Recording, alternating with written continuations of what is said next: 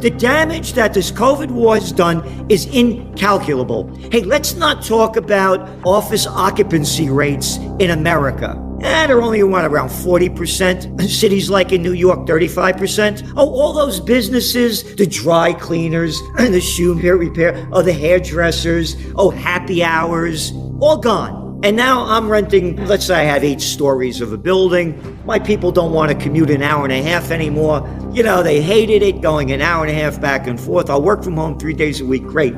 I'll save on rent. This is for real.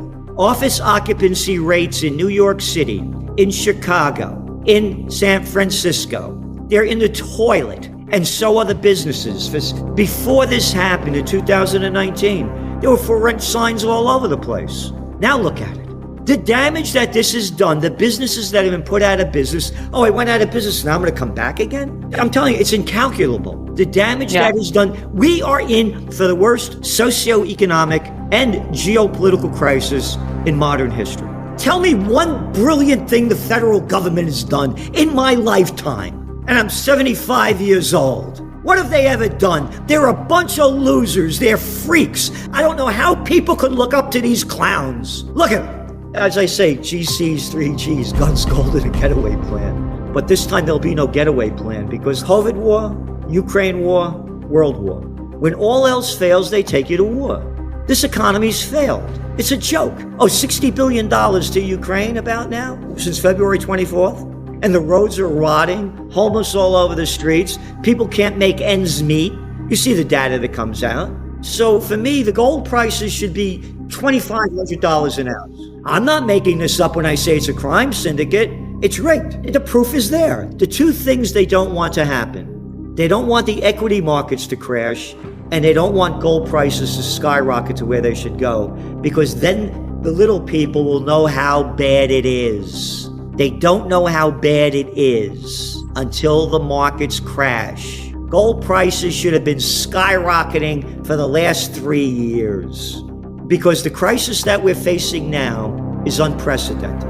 Unprecedented. The countless trillions of dollars that they've pumped into the economies around the world. You're going to see just a new world disorder. You're looking at the emerging markets. Why is the dollar strong? The dollar's strong because all the other ones are so weak. Again, listen to the crap that's spewed out of the mouths of the central bankers. And now the European Union aggressively raised interest rates from minus 0.50 basis points to 0 interest rates. What are you kidding me? What do they got? An 8.6% inflation rate? And the IMF I mentioned before? If you borrow money from the IMF, they tell you to raise your interest rates 1% above inflation, which means that our interest rates should be, 10.1%? Europe should be 9.6%. Look at the data coming out of Germany. The biggest, richest country, down, everything down, everything down. And by the way, people complain communism, dictatorial. As you know, there was a guy by the name of Mussolini. Listen to his quote. What's fascism? The merger of state and corporate powers. Got it? We're going to buy corporate bonds, junk bonds. You're just a piece of garbage. You could go to, we don't care what happens to you. Hey, you're too big to fail. It's fascism by the definition of Mussolini. Not mine, his. They're in total control. They're in total control. A story just came out this last Monday in the Wall Street Journal about a gambling deal done in North Carolina, South Carolina, and how everybody's involved, the politicians, daughters, sons, husbands, whatever, behind the scenes and making money on the deal. Again, it's a crime syndicate that people call a government. My business is to look ahead, and I see the future, and it's hell on earth. World War II is an ancient history. I own 3 of the most historic buildings in America because when I came back from Berlin, and I said, how could Berlin was grander than Paris before it was bombed out. Why didn't the people stop it? Isn't Dresden a lovely place? And now they're ramping up this war. World War III has begun. It's not a proxy war. We're at war. America's sending, and NATO's sending these billions and billions of dollars of weapons to keep bloodying the killing field, not a peep about peace. And so what I'm saying is they're going to say World War III began when there's going to be a nuclear something or a false flag event. Just like the crap they teach us when we're kids. World War I began when they assassinated the Archduke Ferdinand in Sarajevo. What's an Archduke? What's a Sarajevo? You mean nothing was going on before that? Oh, no. Oh, and World War II began when the Japanese bombed Pearl Harbor. All right? It's begun. You hear the hatred being spewed out every day. When I was a kid, they had us hiding under a desk in case an atom bomb went off, dropped by the Russians.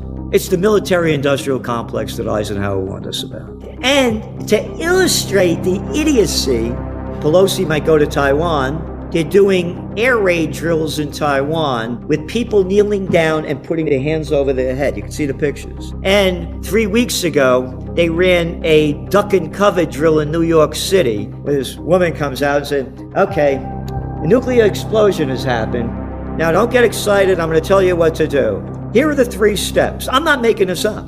We've been going after the emergency management group over there that put this together. We put in the complaints. They refuse to tell us how much this commercial cost. They refuse to tell us we want the scientific data of the 3 steps. They won't give us anything. They're making this crap up. This town where I am is dead. It's dead at night. It was the liveliest place. People from New York City flooded up here, one place after another, going out of business. So everything is dead. They've sucked the joy out of life in so many ways. So on that level, I'm sad. And particularly, I see young people. It's a whole different world. And this is unprecedented. And like that, everything changed. In the United States, the average office occupancy rate, 32%. So what's going to happen to the commercial real estate sector? I mean, before, you were allowed to go back and forth. You remember what New York used to look like in 2019. There were 4 rent signs all over Fifth Avenue, Madison Avenue, down the West Village for rent. Now you see, this isn't coming back. Oh, remember when this all began back in 2020? Oh, it'll come back. It's not coming back. Yeah, the numbers are all there. You're looking, I was just reading some stuff coming out about the poverty rate going up. It's off the charts, and it just keeps getting worse. So the bigs are getting bigger.